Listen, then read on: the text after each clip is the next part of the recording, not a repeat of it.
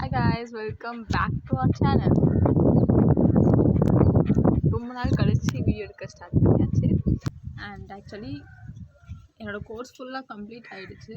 And last of viva exam முடிஞ்சுட்டு ஹாஸ்டல்லாம் vacate பண்ணிவிட்டு வீட்டுக்கு ரிட்டர்ன் வந்தாச்சு. இது எல்லாமே வந்து ரொம்ப ஒரு ஹெக்டிக்கான வீக்காக போச்சு.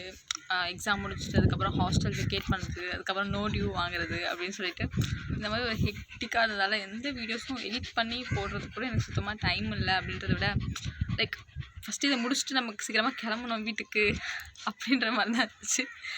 அண்ட் ஒரு வழியாக முடிச்சுட்டு கிளம்பியாச்சு. தூக்கம் வந்தவனுக்கு. ஸோ இப்போ வந்து பார்த்திங்கன்னா ஓகே, இதுக்கப்புறம் வந்து வீடியோஸ் எடுத்து போடலாம். நெக்ஸ்ட்டு என்ன பண்ண போகிறேன் அப்படின்றது வந்து இனிமேல் தான் பார்க்கணும். அது எல்லாத்தையும் அப்புறம் சொல்கிறேன். அண்ட் ஃபஸ்ட்டு வீட்டுக்கு வந்து நான் பண்ண முதல் வேலை ஹேர் கட் பண்ணணும். அப்படின்னா ஆக்சுவலி எனக்கு வந்து ஹேர் கட் பண்ணிக்கணும் அப்படின்ட்டு ரொம்ப ஆசைச்சு. ஸ்கூலில் வந்து நான் வந்து கேட்டுகிட்டே இருப்பேன். பட் வந்து ஸ்கூலில் வந்து ரிப்பன் கட்டி நம்ம மடித்து போடுவோம்ல, அதனால் வந்து அம்மாவும் வந்து ஹேர் கட்லாம் பண்ணால் மடித்து போட முடியாது அப்படின்னு சொல்லி இப்படியெல்லாம் போய் சொல்லி ஹேர் கட் பண்ணால் முடி வளராது அப்படின்னு சொல்லி கடைசி வரைக்கும் என்னை முடி கட் பண்ண விடவே இல்லை. கோர்ஸ் யூஜி முடிச்சாச்சு, அப்புறம் பிஜி முடிச்சு இப்போ வந்து பார்த்திங்கன்னா அவங்க எனக்கு கட் பண்ணி விட்டாங்க. என்னோடய முடி பார்த்திங்கன்னா இந்த அளவுக்கு கம்மியாயிடுச்சு. இது பார்த்திங்கன்னா இப்போ நான் பண்ணது. ஸோ ஏன்னா ஃபஸ்ட்டு வந்து ஹேர் கட் பண்ணதுக்கப்புறம் தான் ஏதோ ஒரு நல்ல ஒரு ஃபீல் வந்துச்சு எனக்கு. நான் நிறைய வீடியோஸ் எடுத்திருக்கேன். அந்த வீக் ஃபுல்லாக எனக்கு எப்படி போச்சு, என்னோடய வைவா எக்ஸாம் முன்னாடி வரைக்கும் அந்த ஒரு செம்ம லைக் ரொம்ப பிஸியாக போச்சு அந்த வீக்கு. நான் சாப்பிட்டதெல்லாம் பார்த்திங்கன்னா ஃபுல் டேயில் பார்த்திங்கன்னா ஒரு வேளை தான் சாப்பிட்டேன். மார்னிங் சாப்பிட மாட்டேன், ஆஃப்டர்நூன் சாப்பிட மாட்டேன், அப்படி இல்லைனா வந்து நைட்டு சாப்பிட்ருப்பேன். நைட்டும் ஆஃப்டர்நூன் சாப்பிடாம அந்த மாதிரிலாம் மாற்றி மாற்றி சாப்பிடாமலாம் போயிட்டு இருந்துச்சு. ஸோ அந்த மாதிரி ஹெக்டிக்காக வந்து முடிச்சாச்சு. அண்ட் நான் ஒரு சில கிளிப்ஸ் நான் எடுத்திருக்கேன், அதெல்லாம் உங்களுக்கு ஆட் பண்ணுறேன். நடுவில் பார்த்திங்கன்னா லைக் எங்களுக்கு வந்து தேர்ஸ்டே வைவா அப்படின்றப்போ நான் பைண்டிங் வந்து டியூஸ்டே வந்து பைண்டிங் கொடுத்து எங்களோட அந்த தீசிஸ் டெசர்டேஷன் ஒர்க், ஸோ அது சப்மிட் பண்ணோம். எங்களோட ஒர்க்லாம் பைண்ட் பண்ணி. அண்ட் அதுக்கு பார்த்திங்கன்னா சேப்பாக் கேம்பஸ் சேப்பாக் கேம்பஸில் சேப்பாக் ஸ்டேடியம் பின்னாடி வந்து ரொம்ப வேண்டாம்.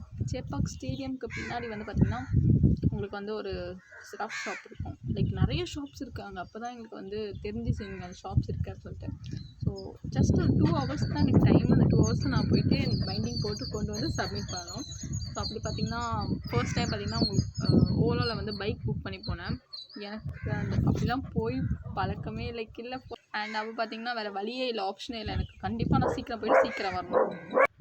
இப்படிலாம் பண்ணால் எப்படி நான் வீடியோ எடுக்கிறது? ஸோ ஆக்சுவலி எனக்கு 2 hours தான் டைம் கொடுத்தாங்க. அந்த 2 hours வந்து 15 minutes வந்து நான் கிண்டிலேருந்து சேப்பாக் போனேன் ஓலா பைக்கில். அண்ட் ஆக்சுவலாக எனக்கு ஹெல்மெட் கொடுத்தாங்க. எனக்கு நிஜமாகவே ஹெல்மெட் எப்படி யூஸ் பண்ணணும்னு தெரியாது. அவங்க ஹெல்மெட் கொடுத்தாங்க, நான் அப்படியே சும்மா மாட்டிக்கிட்டு அப்படியே போயிட்டு வந்தேன். அண்ட் வரும்போதும் அதே மாதிரி வந்து புக்கு லைக் அது பிரிண்டிங் போட்டு வாங்கி உடனே வந்து டக்குன்னு புக் பண்ணிவிட்டு அங்கேருந்து கிளம்பி 4:40 கிளம்பி 5 o'clock ரீச் ஆகிட்டேன். ஆனால் அப்போவும் ஹெல்மெட் கொடுத்தாங்க. எனக்கு சுத்தமாக ஹெல்மெட் எப்படி போடணும்னு தெரியல. ஸோ அதுக்கப்புறம் பார்த்திங்கன்னா ஒரு வழியாக சப்மிட் பண்ணியாச்சு. அண்ட் வெனஸ்டே 1 day தான் இருந்துச்சு. வெனஸ்டே 1 dayக்கு அப்புறம் பார்த்திங்கன்னா நான் வந்து பிபிடி ரெடி பண்ணேன் ப்ரெசென்ட் பண்ணுறதுக்காக. ஆக்சுவலி பிபிடி லைக் லாஸ்ட் மினிட்ல நம்ம என்ன ப்ரெசென்ட் பண்ண போகிறோம் அப்படின்றது ரொம்ப முக்கியம். ஸோ அதெல்லாம் வந்து பிபிடி ப்ரெசென்ட் ரெடி பண்ணிவிட்டு அண்ட் அதுக்கப்புறம் பார்த்திங்கன்னா அதை ப்ராக்டிஸ் பண்ணி பார்க்கணும். என்ன பேச போகிறோம், எப்படி பேச போகிறோம், இது எல்லாத்தையும். ஸோ அது ஒரு செஷன். ஆக்சுவலி எங்களுக்கு வந்து 15 minutes கொடுத்துருந்தாங்க. 15 slides தான் கொடுத்துருந்தாங்க. ஸோ அந்த 15 minutesல நான் 15 slides வந்து ப்ரெசென்ட் பண்ணியிருக்கணும். அண்ட் அதுக்கப்புறம் 3 minutes டிஸ்கஷன்ஸ் இதான் கொடுத்துருந்தாங்க. அண்ட் அதுக்கப்புறம் ஸ்டார்ட் ஆச்சு. லாஸ்ட் மினிட்ல நிறைய நம்மளுக்கு டென்ஷனில் வந்து நம்ம நிறைய தப்பு பண்ணுவோம்ல. ஸோ அது வந்து ஸ்லைடில் ஒன்று மிஸ் ஆகி அதுக்கப்புறம் வந்து நிறைய கொலரபிள் நடந்து இந்த ஃபைனல் ப்ரெஷர் இருந்து ஒரு வழியாக வந்து என்னோடது வந்து ரோல் நம்பர் மிடில் லெவல் 14 கிட்ட. ஸோ அதனால் வந்து லஞ்சுக்கு அப்புறம் நான் போகிற மாதிரி இருந்திருக்கும். எங்கள் லேப்மேட்ஸ் எல்லாத்துமே வந்து பார்த்திங்கன்னா எனக்கு முன்னாடியே முடிஞ்சிச்சு. நான் தான் ஃபைனல். ஸோ என்னதும் முடிஞ்சிச்சு அப்படின்னா லேபே ஃபுல்லாக ஃப்ரீயாக இருக்கலாம் அப்படின்னு நினச்சோம். அண்ட் அதே மாதிரி வந்து ஆக்சுவலி எனக்கு கேட்டாங்க லஞ்சுக்கு அப்புறம் பண்ணுறீங்களா இல்லையான்னு சொல்லிட்டு. இல்லை நான் இப்போயும் முடிச்சிடுறேன் அப்படின்னு சொல்லிட்டு லஞ்சுக்கு முன்னாடியே முடிச்சிட்டேன். முடிச்சதுக்கப்புறம் அந்த ஒரு லைக் ஓகே கம்ப்ளீட்டட். இதுக்கப்புறம் வந்து ஸ்கூல் லைஃப் முடிச்சாச்சு அண்ட் யூஜி முடிச்சாச்சு, பிஜி கோர்ஸும் முடிஞ்சிச்சு. அப்படின்றப்போ அது வந்து எஜுகேஷன் முடிச்சாச்சு அப்படின்ற மாதிரி இருக்குது.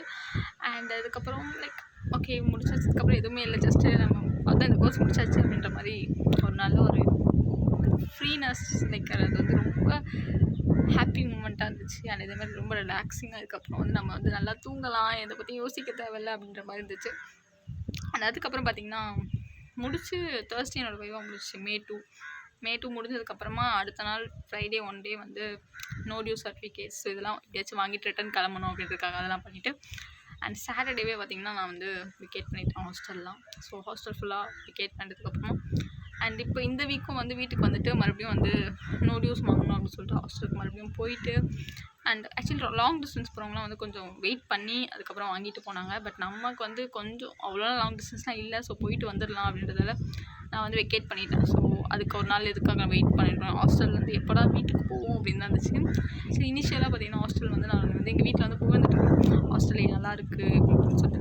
பட் போக போக பார்த்திங்கன்னா ரொம்ப லாஸ்ட் மினிட்ல ஹோம் சிக் ஆகிட்டு எனக்கு வீட்டுக்கு போயே ஆகணும் அப்படின்ற மாதிரி ஆகிடுச்சு.